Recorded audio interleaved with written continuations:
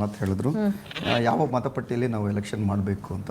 ಈಗಾಗಲೇ election commission of Karnataka ಕಮಿಷನರೇ ಹೇಳಿದ್ದಾರೆ, ಎರಡೆರಡು ಬಾರಿ ಕರಡು ಮತಪತ್ರಿಕೆಯನ್ನು ಆಗಲೇ ಬಿಡುಗಡೆ ಸಹ ಮಾಡಿದ್ದಾರೆ. ನಾವು ಒಂದು ರಾಷ್ಟ್ರೀಯ ಪಕ್ಷ ಆಗಿರೋದ್ರಿಂದ ನಮಗೂ ಎರಡು ರೀತಿಯಾದ ಕನ್ನಡ ಮತ್ತು ಇಂಗ್ಲೀಷ್ ಎರಡೂ ರೀತಿಯಾದಂಥ ಮತಪಟ್ಟಿಗಳನ್ನು ಆಗಲೇ ನಮಗೆ ಕೊಟ್ಟಿದ್ದಾರೆ.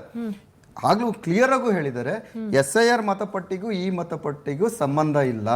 ಇದು GB ಎಲೆಕ್ಷನ್ಗೋಸ್ಕರ ನಾವು ಮತಪಟ್ಟಿ ತಯಾರು ಮಾಡಿರ್ತಕ್ಕಂಥದ್ದು. ಇವರು SIR ಮಾಡ್ತಿರ್ತಕ್ಕಂಥದ್ದು 27ಕ್ಕೆ ಅದನ್ನು ಪ್ರಸ್ತುತಪಡಿಸೋದು. ಅದು 28 ಎಲೆಕ್ಷನ್ 27ಗೆ ಅವರು ಡಿಕ್ಲೇರ್ ಮಾಡ್ತಾರೆ. ಫೈನಲ್ ಕರಡು ಪ್ರತಿ ಮತ್ತು ಫೈನಲ್ ಪ್ರತಿಗಳನ್ನು ಅವ್ರು ಕೊಡತಕ್ಕಂಥದ್ದು. ಇಲ್ಲಿ ಕರ್ನಾಟಕಕ್ಕೆ ಅದಕ್ಕೂ ಸಂಬಂಧನೇ ಇಲ್ಲ. ಇವರು ಇರತಕ್ಕಂತಹ ಮತಪಟ್ಟಿಯಲ್ಲೇ ಇವರು ಚುನಾವಣೆ ನಡೆಸ್ಬೋದು. ಈಗಾಗಲೇ ಮೊನ್ನೆ ಮಾರ್ಚಲ್ಲಿ ನಮಗೆ ಕರಡು ಮತಪಟ್ಟಿ ಕೊಟ್ಟಿದ್ದಾರೆ. ಪ್ರತಿಯೊಂದು ರಾಷ್ಟ್ರೀಯ ಪಕ್ಷಗಳಿಗೂ ಎರಡೆರಡು ಬಾರಿ ಕೊಟ್ಟಿರ್ತಕ್ಕಂಥದ್ದು. ಆದ್ದರಿಂದ ಅವರು ವಕ್ತಾರರು ಎಲ್ಲೋ ಒಂದು ಅದ್ರ ಬಗ್ಗೆ ಗಮನ ಹರಿಸಿಲ್ಲ ಅನಿಸುತ್ತೆ.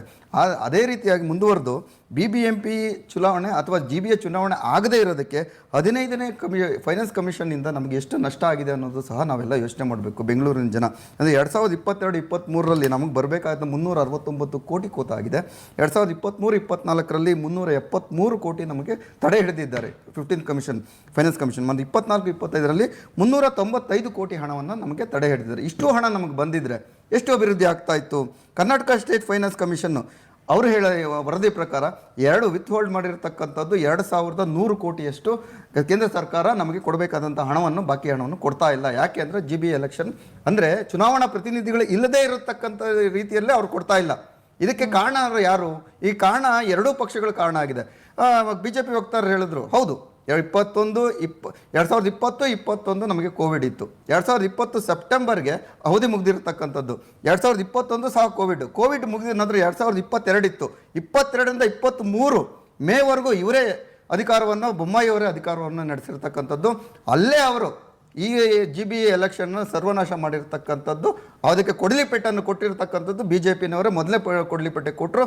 ಅದನ್ನು ಮುಂದುವರಿಸ್ಕೊಂಡು ಹೋಗ್ತಾ ಇರ್ತಂಥ ಕಾಂಗ್ರೆಸ್ನವರು. ಈ 28 ಶಾಸಕರೇನಿದಾರಲ್ಲ, ಇವರಿಗೋಸ್ಕರ, ಇವರ ಮನೆ ಉದ್ಧಾರ ಮಾಡೋದಕ್ಕೋಸ್ಕರ, ಇವರು ಕೋಟ್ಯಾಂತರ ರೂಪಾಯಿ ಹಣ ಸಂಪಾದನೆ ಮಾಡೋದಕ್ಕೋಸ್ಕರ, ಮತ್ತು ಈ ನಮ್ಮ ನಗರಾಭಿವೃದ್ಧಿ ಸಚಿವರಾಗಿದ್ದಂಥ DK ಶಿವಕುಮಾರ್ ಅವರ ಮನೆ ಉದ್ಧಾರ ಮತ್ತು ಹಣವನ್ನು ಗಳಿಸೋದಕ್ಕೋಸ್ಕರ ಈ GB ಎಲೆಕ್ಷನನ್ನು ಮುಂದೂಡಿಕೆ ಮಾಡ್ತಾನೆ ಇದ್ದಾರೆ. ಇದರ ಬಗ್ಗೆ ಸ್ಪಷ್ಟೀಕರಣ ಇವ್ರನ್ನ ಕೇಳಿದ್ರೆ ಅಷ್ಟು ಸಮಂಜಸ ಆಗೋದಿಲ್ಲ. ರಾಷ್ಟ್ರೀಯ ಅಧ್ಯಕ್ಷರಾಗಿರ್ತಕ್ಕಂತಹ, ಹೈಕಮಾಂಡ್ ಆಗಿರ್ತಕ್ಕಂತಹ ಮತ್ತು ಮಲ್ಲಿಕಾರ್ಜುನ್ ಖರ್ಗೆ ಅವರು ಇದ್ರ ಬಗ್ಗೆ ಸ್ಪಷ್ಟೀಕರಣ ಕೊಡಬೇಕು. ಮತ್ತು ಮುಖ್ಯವಾಗಿ ರಾಹುಲ್ ಗಾಂಧಿ ಅವರು ಕಾನ್ಸ್ಟಿಟ್ಯೂಷನ್ ಬಗ್ಗೆ ಮಾತಾಡತಕ್ಕಂತಹ ನೈತಿಕತೆ ನಿಮಗಿದ್ರೆ ಚುನಾವಣೆ ನಡೆಸಬೇಕಾಗಿತ್ತು. ನಡೆಸಿಲ್ಲ ಅಂದರೆ ನಿಮ್ಗೆ ನೈತಿಕತೆ ಇಲ್ಲ ಅನ್ನುವ ರೀತಿಯಲ್ಲಿ ಜನಬಿಂಬಿತ ಆಗುತ್ತೆ. ನೀವು ಜನಕ್ಕೋಸ್ಕರ ಕೆಲಸ ಮಾಡ್ತಾ ಇಲ್ಲ, ಹಣಕ್ಕೋಸ್ಕರ ಕೆಲಸ ಮಾಡ್ತಿದ್ದೀರಾ.